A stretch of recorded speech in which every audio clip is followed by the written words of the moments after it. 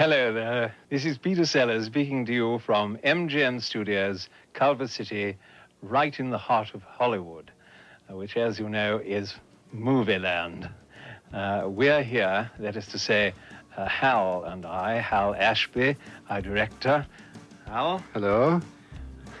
Hal has made many successful films, such as Tomorrow's New Yesterday and...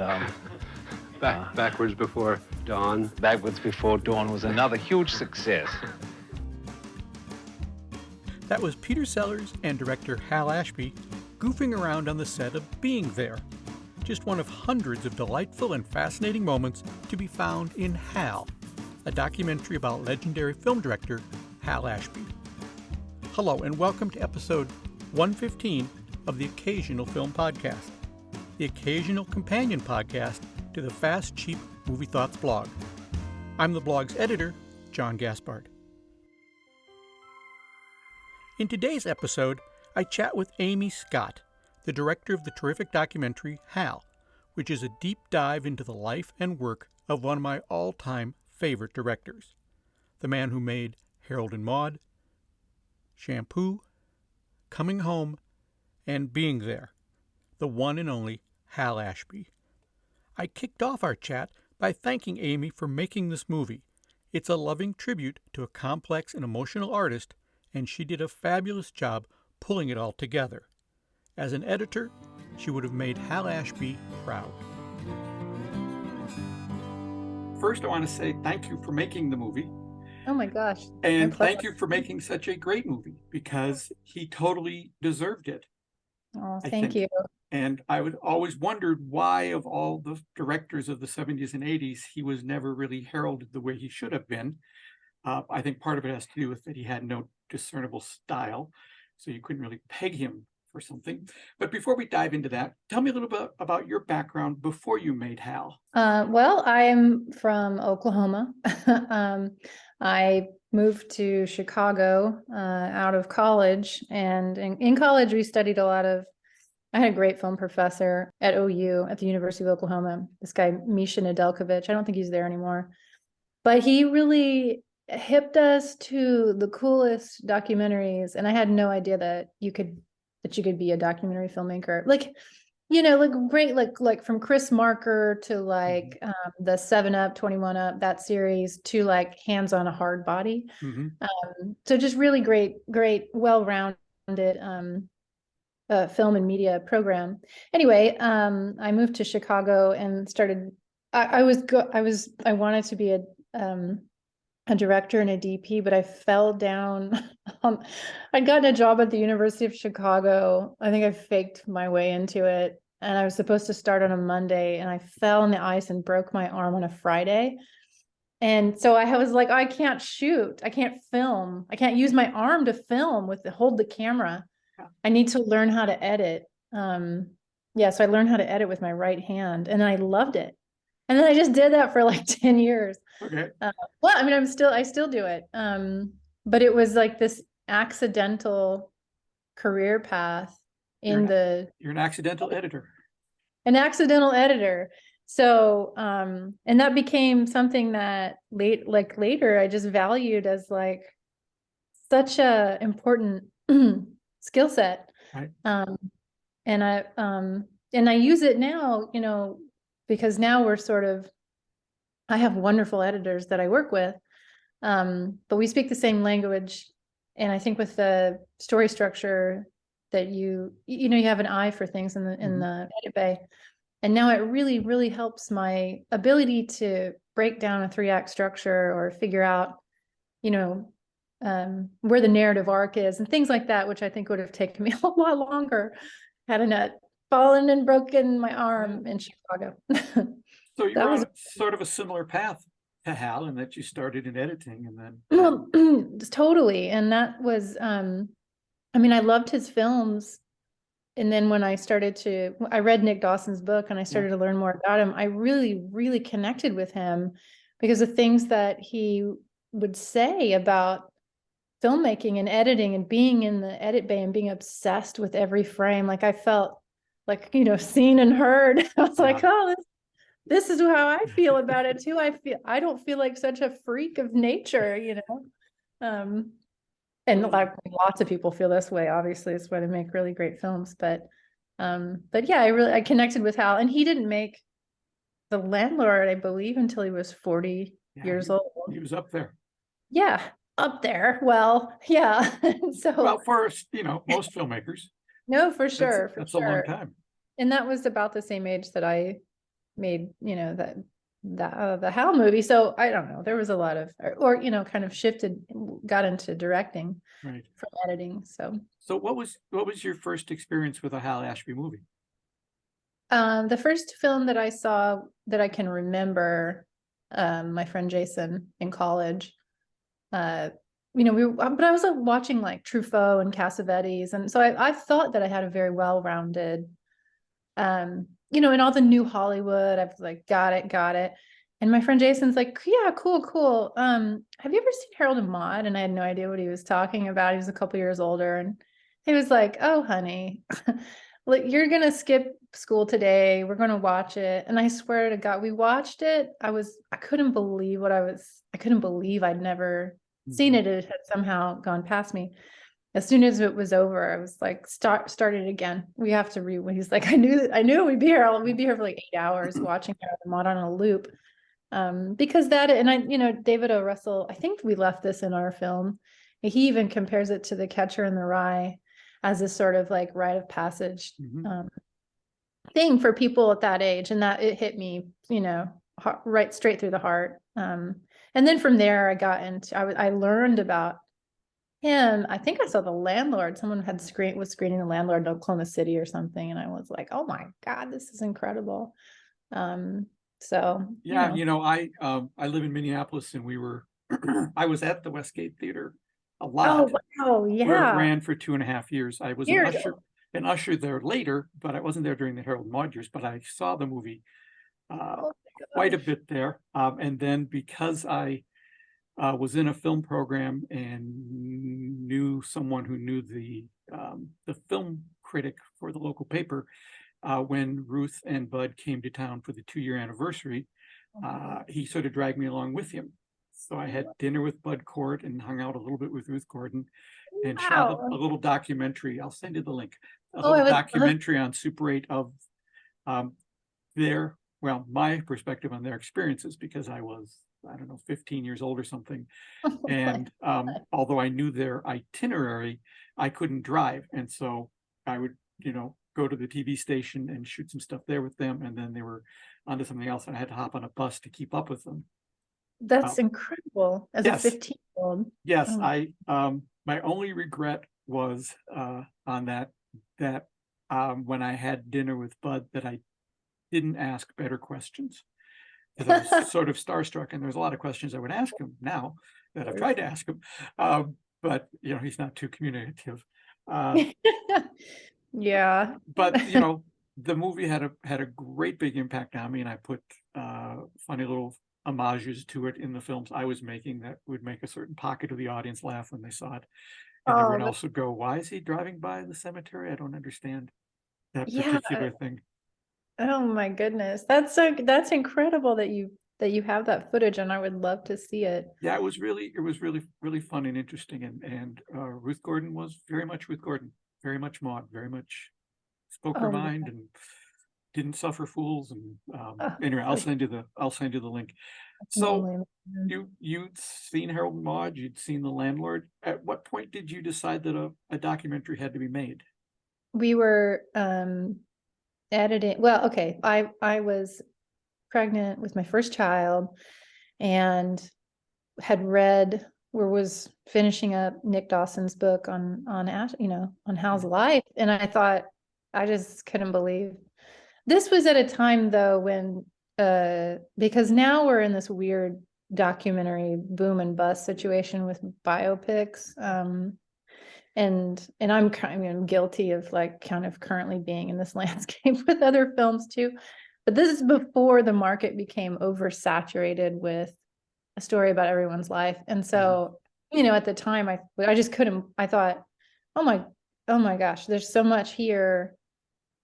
This guy, his films should be really celebrated, and he should be more known and revered in the canon of American, the 70s New Hollywood, because he's so influential. And that's why it was important that we include, like David O. Russell and Adam McKay and Allison Anders, Judd Apatow. They all had such really poignant. I mean, they could, you draw a direct connection. It's like the film Family Tree. When you see those wide shots in Harold and Maude, you think of Wes Anderson, or the symmetry, or the music. You think of David O. Russell. I mean, his influence was everywhere. I started to connect the dots, and I thought, oh my gosh, we've got to make a film here. But I'd never done it. But I'd never done anything like that before. I had directed smaller documentaries. Like, I tried to make a film about this band called the Red Crayola, and that was a hilarious attempt on my part, to try to chase them around the globe, and on no money. And it was, that was my only experience outside of editing. So fortunately, I had hooked up with my producing partners that I still work with now. I just met them at the time, and they hired me to edit some cat food commercials. And Sure. I was like, sure, yeah, you do. So it was editing, like Friskies or Purina, or I don't know what it was. It was just looking at cats all day. And I was about to give birth, but I was working with Hal's estate to try to lock down the rights. And it kind of, the rights came through one afternoon, and I just pulled them in, and I was like, let's do this together. And they'd never made it before. We didn't know what the hell we were doing, but it was so great and so fun. And we approached it like, we're all hands on deck, and we were a little family making this thing. So that spirit has continued, thank goodness, because of what we put into the Ashby movie. What do you think were his unique qualities as a director? I think, gosh, so much. I just think he really had an eye for, he could see stories, because all of his film, you said something earlier to the sense that all of his films are not the same, and therefore it's hard to go, oh, he's this style of filmmaker or that. But the thing that they all have in common is that he has a very real and raw approach at looking at humanity, sort of holding the mirror up and showing us who we are, with all of our faults and complexities and layers of contradictions and failures and all. Yeah. He is able to see that and find the stories of sort of humanity, and that's the connective tissue for me. He also had a sick musical taste. Like, his taste in music, he was always, he sort of found Cat Stevens before Cat Stevens blew up. The soundtrack to Shampoo is like, I think that's why it's not in wide release right now. I can't imagine having to license like Hendrix and Janis and the Beach Boys and all, That's true, but I'll also say he had the wisdom to let Paul Simon do the small musical things he did, which are just as powerful, or if not more powerful, so than powerful. the well-known songs. Yeah.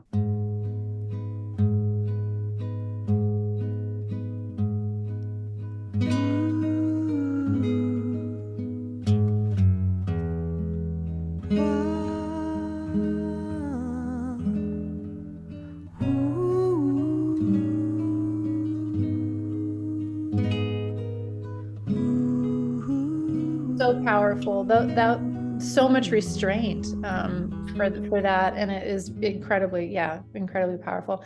I feel like Hal, because he was not, it's interesting because from all of our research and talking to everyone and girlfriends and collaborators, he wasn't a dictatorial director. Mm-hmm. He didn't lay down mandates. He was really open to hearing from everybody and making it feel like everyone had it was a democratic scene, and everyone had an equal voice. If you had an idea, speak up. But at the end of the day, he was like, okay, here's the vision. And once he had that vision, I think that's where he really got into problems, as Norman says, just with the studio system, because that was such a different time. The studio guys thought that they were also the director, that they were also the auteur that could come in, and I cannot imagine a world where you throw your entire life into making a film, and then a studio head comes along and tries to seize it from you and recut it. Yeah. That would give me cancer, from the stress. I can't imagine. And certainly didn't match with his personality at all. No, not at all. Because he was it's like that's what I thought it was so fascinating about Hal, is that he was open to ideas and there's this cool hippie sort of sense of filmmaking artistry and the special voodoo that gets ideas in place, but had such a hardcore anti-authoritarian. His entire being was just like, no, like the underdogs, this is our vision. This is like a Goonies, like this is our time. Yeah. So I love that about him, and it resonates, in my microscopic ways of connecting to that now. Every time it pops up, I'm like, oh geez, I feel this little Hal Ashby devil angel on my shoulders, like pushing back against that. Yes, but it's odd because it's not like they didn't know what they were getting. It's not like he hid that part of his personality. You would know that immediately from meeting him. Yeah. I think in the instance of Harold and Maude, it was just a weird, perfect storm of a crazy executive like Robert Evans saying yes to all these weird things, and then the marketing team at Gulf and Western Paramount going, we have no idea what to do. We have no idea. I had the Harold and Maude poster hanging for years, and it's the most obvious example of a studio that cannot figure out how to market a movie. Yeah. But the Harold and Maude, 2-color name thing it's just so obviously they didn't know what to do. Just put their name. I know. I love when Judd Apatow is talking about that. It's like, I don't know, put their names on. It's really funny. I love that the poster to Harold and Maude was just the words Harold and Maude. That they didn't even know how to put a picture on it. They're like, can we show Harold and not Maude? Or what can we do here? You can imagine the marketing panic. So what was the biggest thing that surprised you as you learned more about Hal? What surprised me was that side of his temperament was getting, because he did look like this peace love. He was such an attractive man, but had this long hair and long beard and so cool. And I had a really myopic view of what I thought his personality was. Super mellow guy. And then I got in and started reading the letters.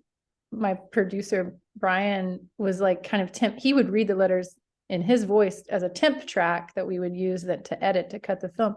And man, we were rolling, dying, laughing, falling down, oh my God, I cannot believe that Hal would write some of this shit to the head of Paramount or whoever.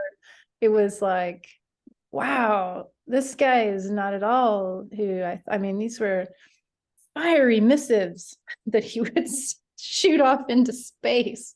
And it wasn't like just getting mad and writing an email. He had to sit down at the typewriter, type it out. Typewriter, and they were very, very long. The sections that we used in the film were obviously heavily not redacted. They were just cut. We couldn't show 6 pages of vitriol. Yeah.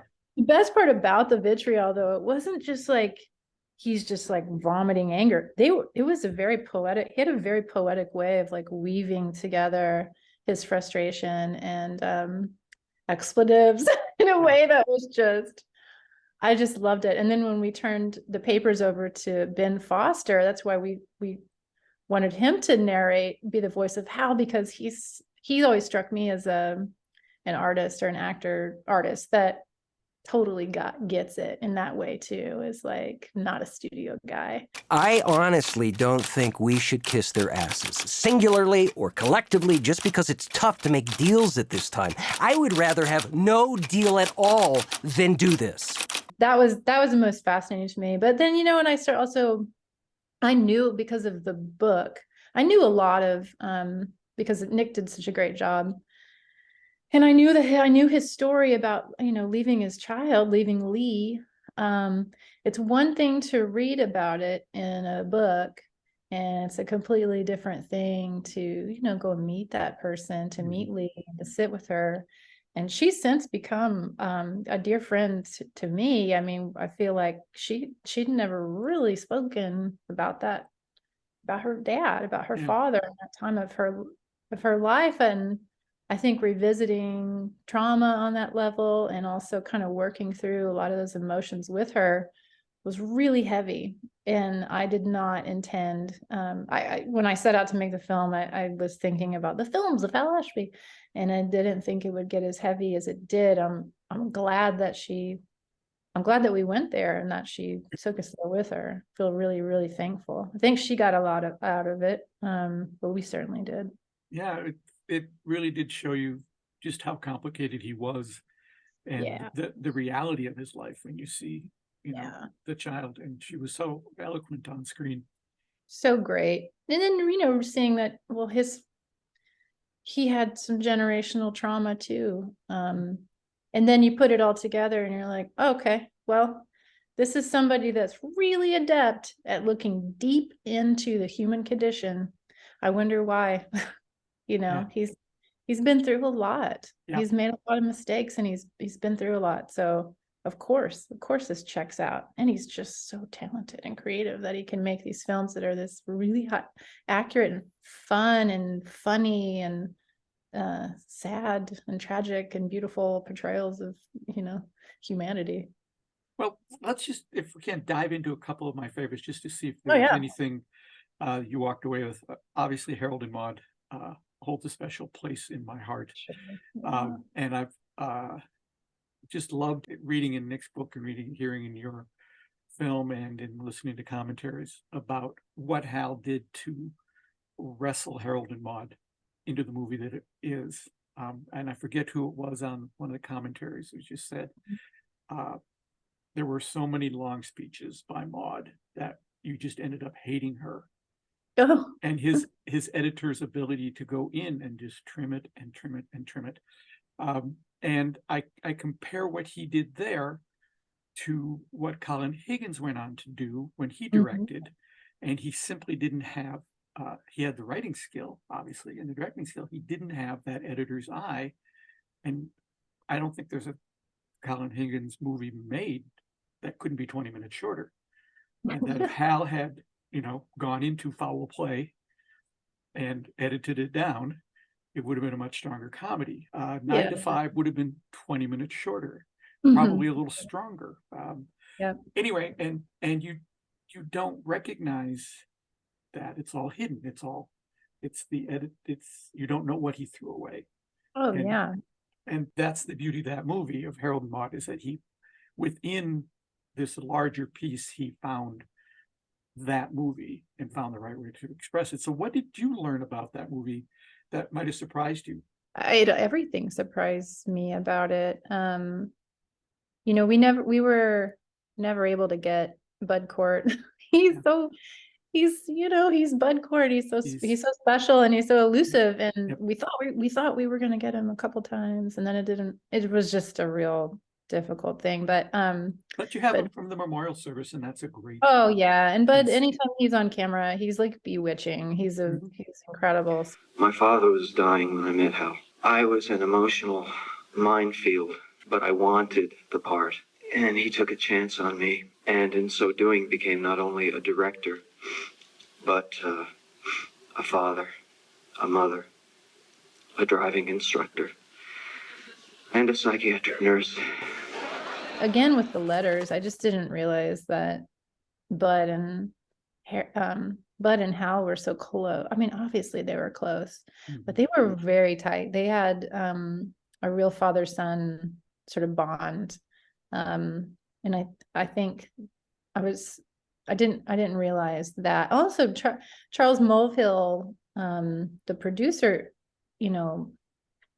him talking about how difficult it was to make the film was really interesting. And I didn't know that that Charles ended up marrying one of the women that is on the dating the dating service that Harold's mom tries to set up. That was interesting too. It's hard for me to tell you the truth. We did so much research on all the films. Like there's little bits and pieces of all of them. Like just completely jumping away from Harold and Maude just because my brain is disorganized.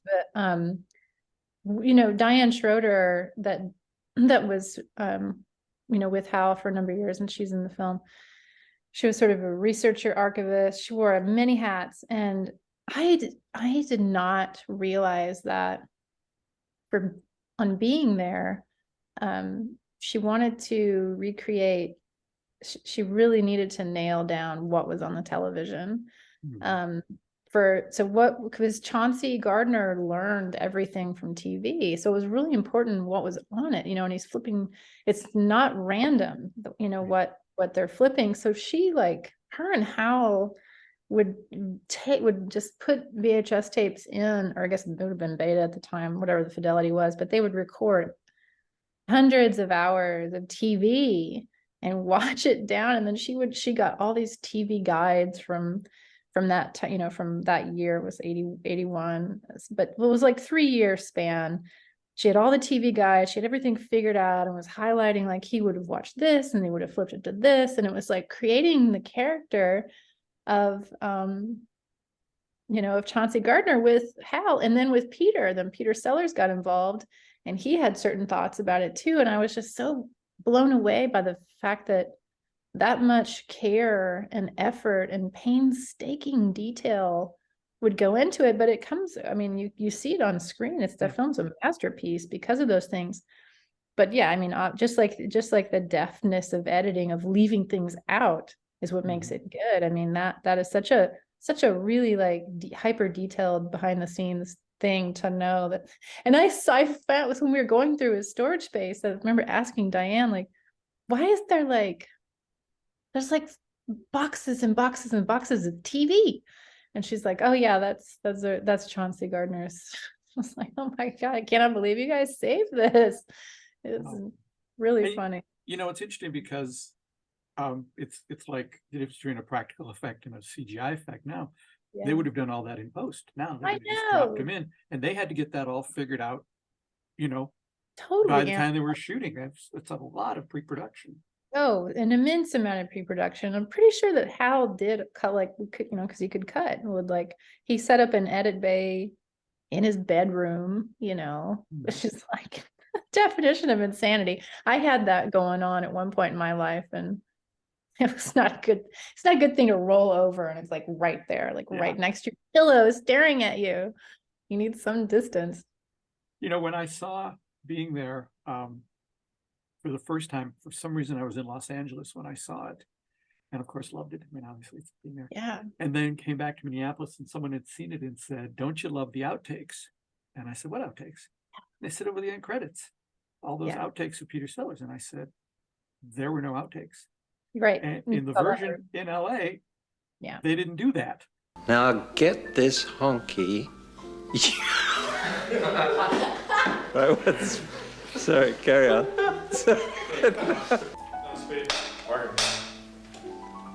What was the message, Mr. Gardner? Now get this honky. You go tell Raphael that I ain't taking no jive.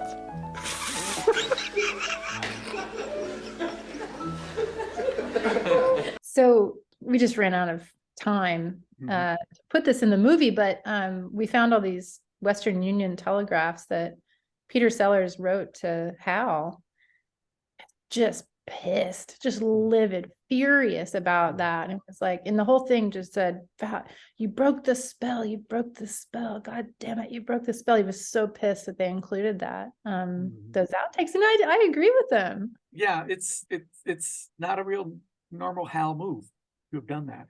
No, it's honestly the first time that I'd ever seen blooper outtakes in a film like that. Like, that's such an interesting 80s, that defines the 80s, that kind of style of stuff, shenanigans and whatnot. But yeah, no, you want them to walk out on the water, Yeah. dip his umbrella in, and think about that for the rest of your life. Exactly. You Exactly. don't. And I Yeah. think because I saw it in LA, I think they left it off just kind of for Academy purposes so that it Yeah. would help with the awards. But then years later to look at the DVD and see the alternate ending I know. and go, well, that's a Yeah. terrible ending. What a shame. What a shame. I'm glad you guys figured that out. And then Yeah. apparently, what was it, the third take, somebody said he should put his umbrella down. You go, Yeah. yes. That's so smart. It's so smart. All right. Shampoo is another favorite. And I'm curious yeah. what you learned about that, because you had 3 very strong personalities making that movie with Robert Towne on one side and Warren Beatty on the other, and Hal Yeah. in the middle. Mhm. It's amazing that it came out as well as it did. Sure is, huh? That somehow Hal wrangled Yeah. him to what he did. What did you learn there that sort of surprised you? Well, that aspect is what we wanted to really investigate, was because Hal seemed like such a, he had a pretty singular vision and a lot of this. Like, how does a director at that stage of the game too, because he was really, I mean, he was becoming a very important filmmaker. So then how do you balance the styles of Robert Towne and Warren Beatty? These guys are colossal figures in Hollywood with like, it's like these alpha dogs. I wish that we could have sat with Warren. It was not for lack of trying. Yeah. Which I think a lot of these guys that we couldn't get, it's like, yeah, it's what makes them so cool. Yeah, Bruce Dern. I was trying to chase down Bruce Dern at the Chase Bank in Eagle Rock one day, and I was just like, you know what, I need to let it go. But Shampoo, that's everything that we sort of learned, we put in the film because it was, Robert Towne was the only one we could talk to, and then sort of listening to the audio commentary that Hal had from those AFI seminars, it just seemed like an incredible, and Caleb Deschanel spoke pretty eloquently about what, it'd be like watching a ping pong match going back and forth between Robert and Warren about what the direction should be. And then the director is sitting in a chair, probably smoking a joint, like waiting for them to finish. So he can just get up and be like, yeah, no, we'll just walk in the door and walk out, and we'll finish the take. But it seems like they might have needed a sort of a mediator type presence to guide the ship, like have a soft hand with it. You can't have 3 alphas in the room at the same time. Like absolutely nothing would get done. You need a neutralizing force. And it seems like that's what Hal was. And you just had really great taste, Yeah. My favorite, like David O. Russell, my favorite element of that movie, besides Julie Christie's backless dress, would be just Jack Warden. Anytime Jack Warden comes on screen, I'm like, just want to hang with him for another half hour. I could just watch that man piddle around and be funny, and I remember reading an interview with Richard Dreyfuss after Duty Kravitz came out, in which he was blasting the director, saying that they ruined Jack Warden's performance in post-production. And Jack Warden is amazing in Duty Kravitz. Yeah. I don't know what he thinks they did to it, because he's just fantastic, and I'd like to know what else. He must have just been astronomically amazing and funny, which is what I imagine was like. Yeah. I took away 2 things from Shampoo. One was having seen Harold and Maude as often as I did, recognizing that the sound effect of the policeman's motorcycle is the same one as George's motorcycle as he's going up the Hollywood Hills. It's the exact same. They use the same ones. I didn't know you guys reuse those things. But the last shot, as he's looking down on his Julie Christie's house, and the use of Paul Simon's music there, it is one of the saddest things I've ever seen. So and it's just a guy standing on an empty lot looking down into the houses below. But it's I don't know how with the guys he was dealing with, I don't know how he made that a Hal Ashby movie, but he did. He did. And it seems like his moments like that, there's so much melancholy loaded into that moment, because George is such an interesting character. Now I'm realizing that you and I have just spoiler alerted both the ending shots of being there and this. So, Anybody listening to this who hasn't seen those movies deserves to be spoiled. yeah, I could get on the boat. But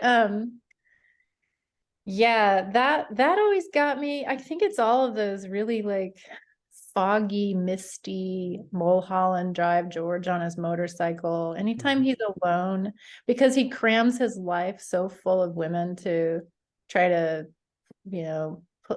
plug the hole or the void or whatever he's got going on that's missing in his life. And he's just trying to shove it full of women. So when he's alone and he has nothing and no one, you're like, oh my God, this is the saddest thing I've ever seen. It really is. I don't, maybe you can fill me in on this. I remember reading somewhere that his last scene with Goldie Hawn, they went back and they reshot it because somebody said he's standing, he should be sitting. And I'm always interested in directors who hear that and are willing to go back and do it. The other example is Donald Sutherland in Ordinary People, in his last scene with Tyler Moore saying, I did it wrong. I should be done crying. I was crying when we shot it. I should have been done crying. And they went back and reshot his portion of it where he was no longer crying because the director went, you're right. And the simple notion of Warren Beatty should be sitting down and she should be standing over him. She's got the power. Obviously there were others, weren't there? Obviously. How many? What do you want to know for? Because I want to know. What difference does it make? Because I don't want girls looking at me and knowing and me not knowing. Please don't do this. No, it'll help me, really. Please? It'll help me if you tell me. How? Because I'll know that you've lied to me all along. And I'll know that you're incapable of love. And that'll help me. I'm not sure a lot of directors would have said, oh, no, we don't need to go back and do that. We're overscheduled and we got other stuff to do. But oh, yeah. I don't think Hal cared at all about the schedule at all. And everything that I read, or, even Jeff Bridges talked about, like, them being over budget and past date. And he's like, all right, let's figure out a creative solution. It's going to take as long as it's going to take. Like, you never seem to really get riled on set, or have those sort of parameters hold all the power and guide the filmmaking. He was in complete control of that. Yeah, I hadn't heard that, but I believe it. That makes sense. It's such a great scene too. Gosh. it is. Yes, it is. And his having that sort of attitude about things, that just spreads to the whole set, that it spreads everywhere throughout and makes it easier for everybody to work. It does. Yeah. All right, let's do one last one. Coming Home is interesting for me because I had friends who ran a movie theater here in town. And it was just a couple running it, and I would come by from time to time. If they were busy, I'd go up and run the projector for them. They had one of those flat, big plate systems, so you only had to turn the projector on. It wasn't that big a deal, but I was young, and it's like, okay, now I'm going to turn the house lights down, and now we're going to hit the button. And so I got to see, the first 5 minutes of Coming Home a lot. Okay. Probably more than I saw the rest of the movie. Was there anything you learned about the making of that film that surprised you? Yeah, I didn't realize how hard it was to get that film made. Was like everything that happened before. Same with Being There with Jerzy Kosinski, but there was another Jane Fonda is the one that's really responsible for Coming Home even existing. And there was another woman, I can't remember, I'm totally blanking on her name right now, but she wrote, the sort of original incarnation, Coming Home. It was different, but it was, the bones were there. Nancy Dowd. Nancy Dowd. Is it right? Yes. Thank you. I should know. I don't know why I pulled that name. I saw the opening credits a lot, I guess. Yeah, Nancy Dowd, totally. So yeah, Nancy Dowd had a book. Jane thought it's an incredible story. Have not heard it told like this, and really fought hard. It was, by the time it got to Hal, it was different. There was a number of rewrites. Obviously, it had to be cut down significantly. So I always thought that was really interesting because I never, which is just naive on my part, I never think that. It's never my go-to to think that one of the actors is the one responsible for.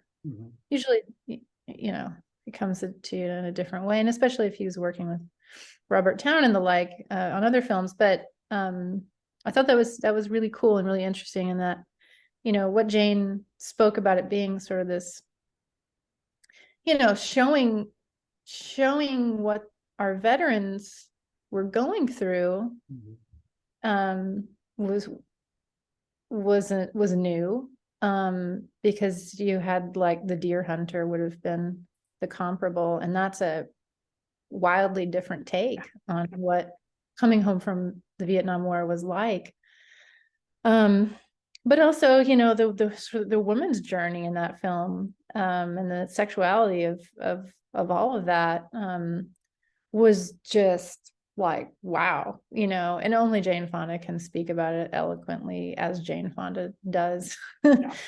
I had spent about 3 years talking to members of the military, all branches of the service. I really wanted to make a movie that was about the Vietnam War from the point of view of veterans.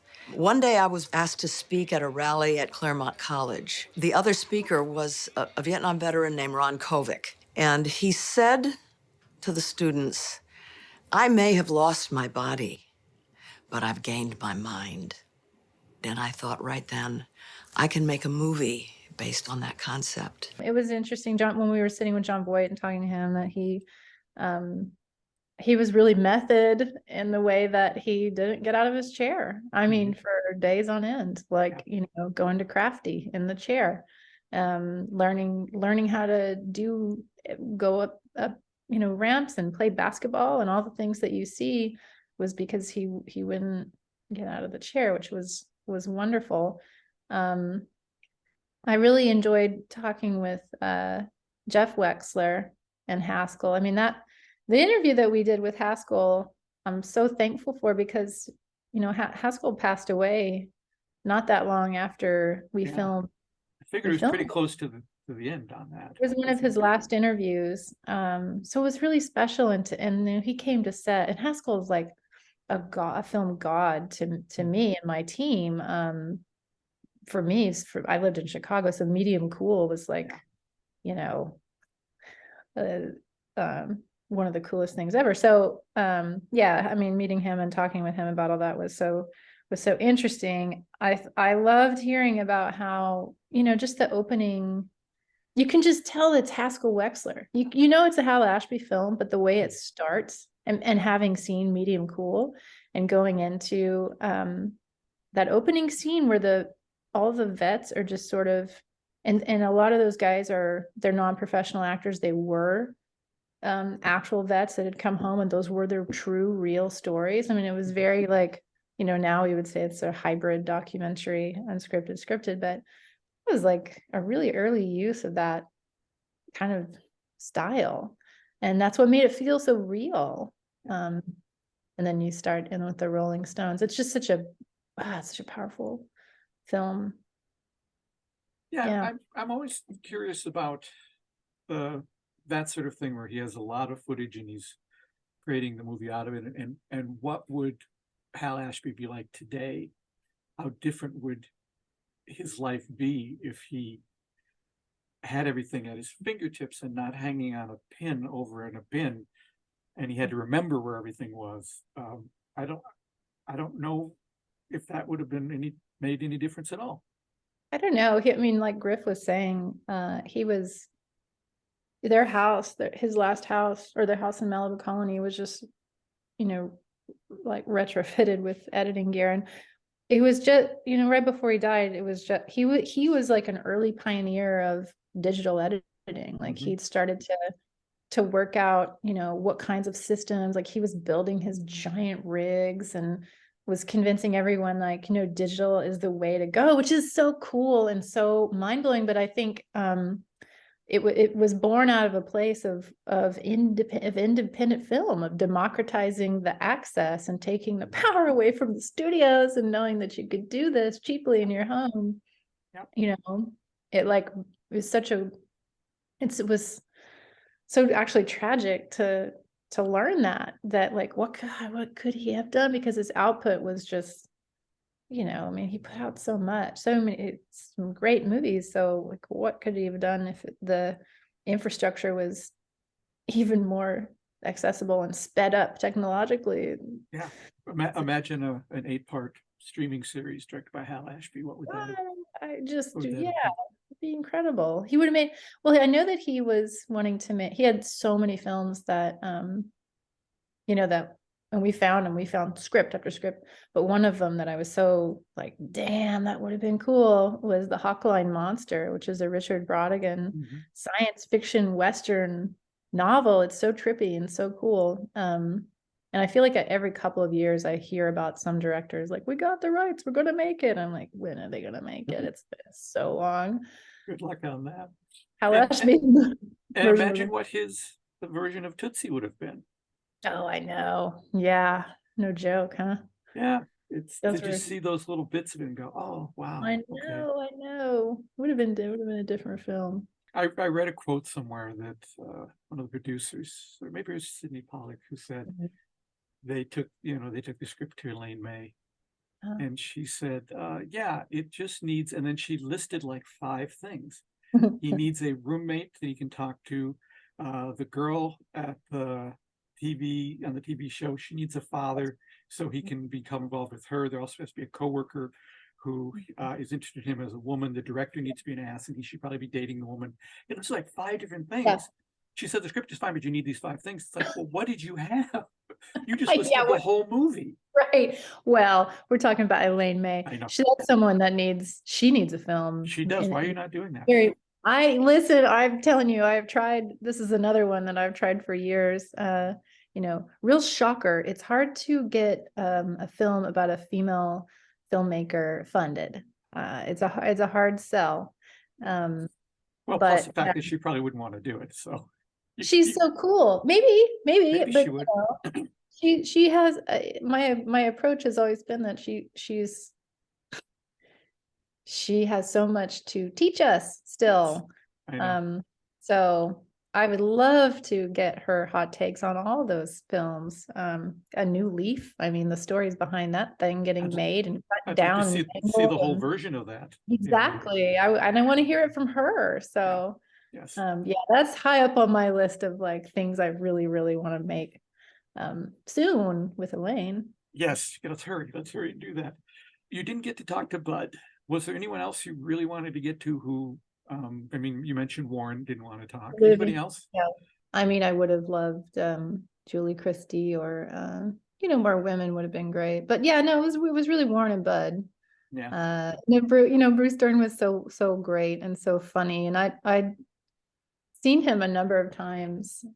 He was at a screening of, I don't know, one of his movies. He talked for like an hour and a half before they even screened the film. And he was he's whip smart. His memories, I was so upset that we couldn't work it out because I knew that he would be incredible in coming home, And we got just his knowledge of movie industry, having been in it. My gosh. The Yeah, way I he mean, was. I mean, he's working with Betty Davis and then yeah, down he's the a line. national treasure. Exactly. I was like staring at a poster I have framed of Alfred Hitchcock's Family Plot in my kitchen. Bruce Dern was in that with Karen. You remember that weird?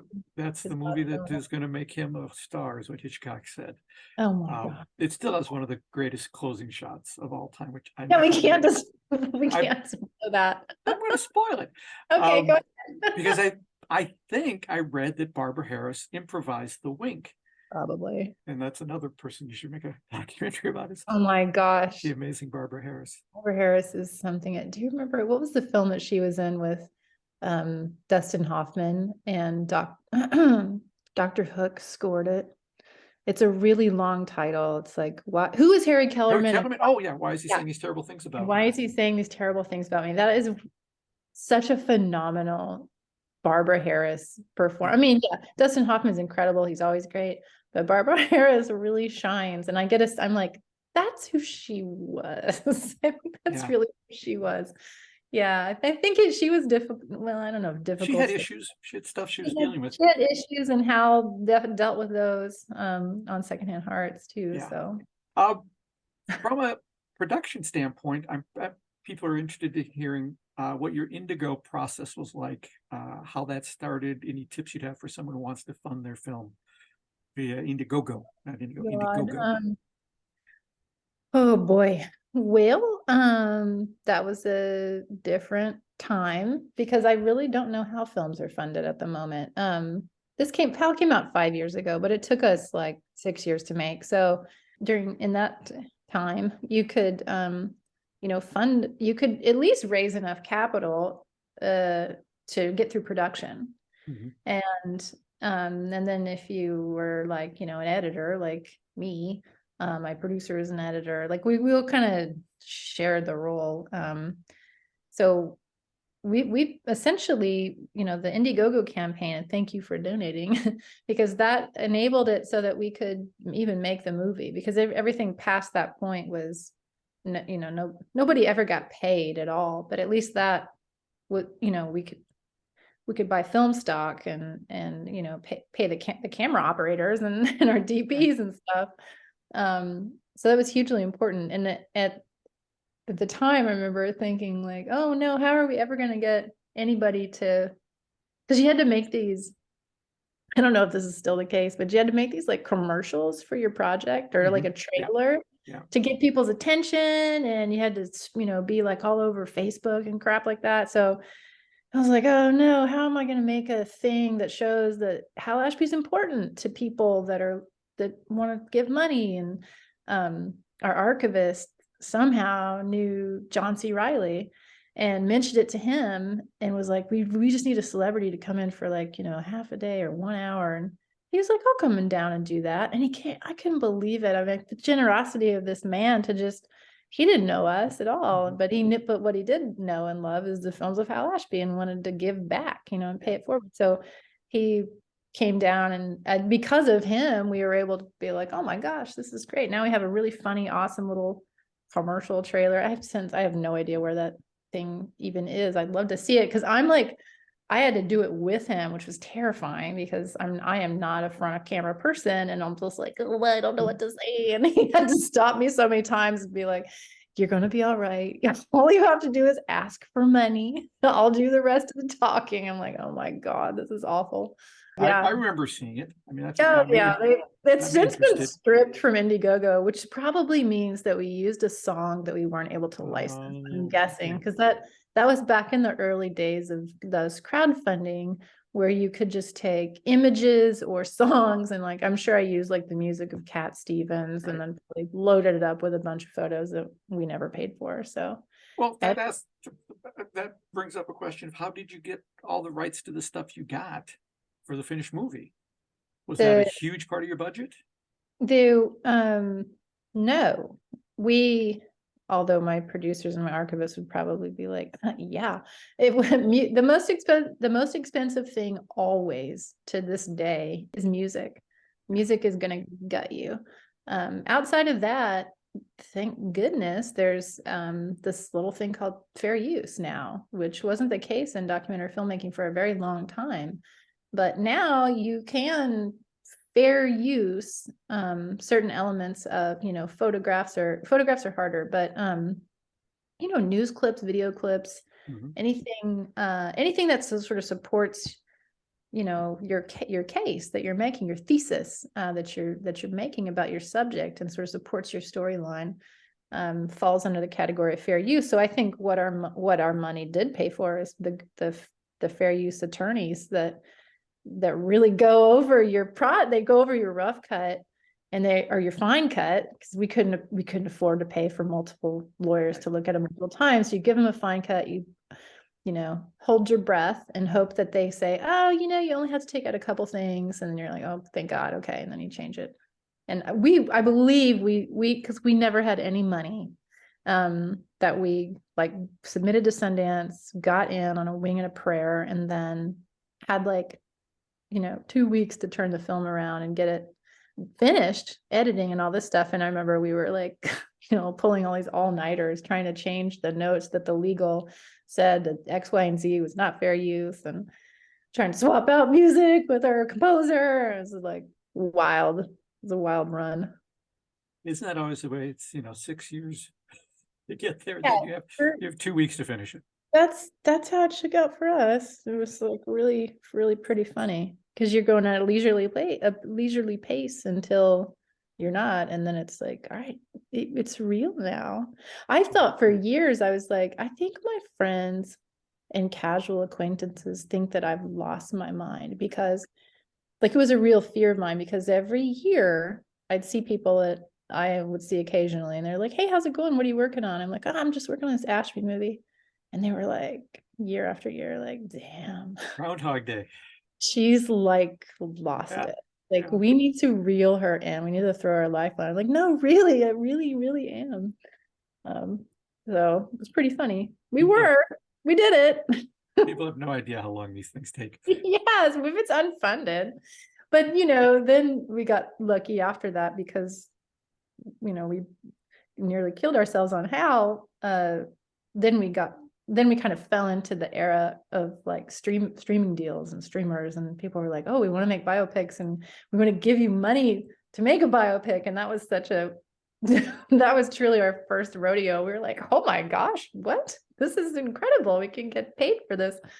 And now that's falling away Yeah, because this streaming industry is, collapsing in on itself, as it should, because there's no curation anymore. And it's like, let's return to form a little bit here, guys. So we're just riding the wave. I say it's like we're trying to learn how to ride a mechanical bull, this industry, and I love it, cowboy. So I'm from Oklahoma, so I'm up for the ride. All right, let me ask you one last question. I'll let you go then. So as a filmmaker, what did you learn doing a deep dive into the work of this director and editor? And you are a director and editor, so that's sort of a scary thing to do anyway, to be the person who's going to edit Hal Ashby. What did you learn in the process that you can still take away today? Well, listen, we joke about it all the time.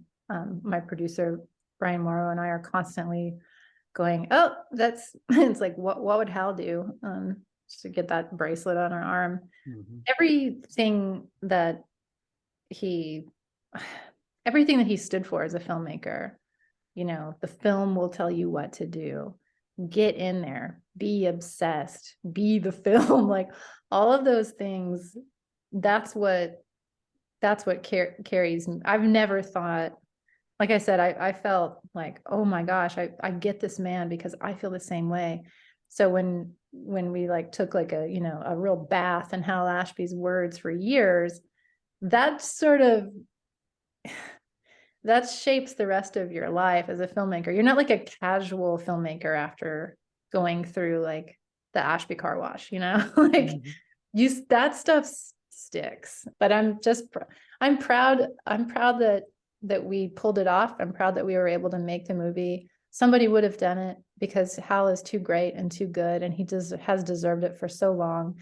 And the only thing that we've ever wanted was that we wanted people to go back and watch his films, or to watch him for the first time that have never seen him, and then to take his creative spirit forward, like to be in love with the thing that you make as your life force. So otherwise, like, what is it all for? So yeah, that's what I got from him. Thanks to Amy Scott for making Hal, and for taking the time to chat with me about the life and work of one of our favorite directors. Did you enjoy this interview? You can find lots more just like it on the Fast Cheap Movie Thoughts blog. Check out the link in the show notes. Plus, more interviews can be found in my books, Fast, Cheap, and Under Control, Lessons Learned from the Greatest Low-Budget Movies of All Time, and its companion book of interviews with screenwriters, Fast, Cheap, and Written That Way. Both books can be found on Amazon. And while you're there, check out my mystery series of novels about magician Eli Marks and the scrapes he gets into. The entire series, starting with The Ambitious Card, can be found on Amazon in paperback, hardcover, ebook, and audiobook formats. And if you haven't done it already, check out the podcast companion to the books, Behind the Page, the Eli Marks Podcast, available wherever you get your podcasts. Well, that's it for episode 115 of the Occasional Film Podcast, which was produced at Grass Lake Studios. Original music composed and performed by Andy Morantz. Thanks for tuning in, and we'll see you occasionally.